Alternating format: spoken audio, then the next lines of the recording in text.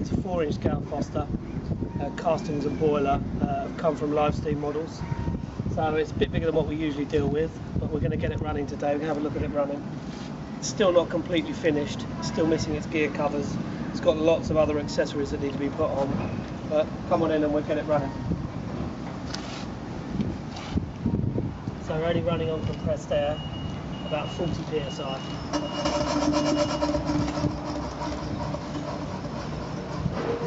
That's the forward gear.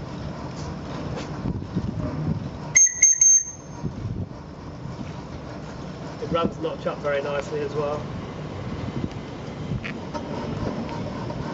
Just notch up. And in reverse.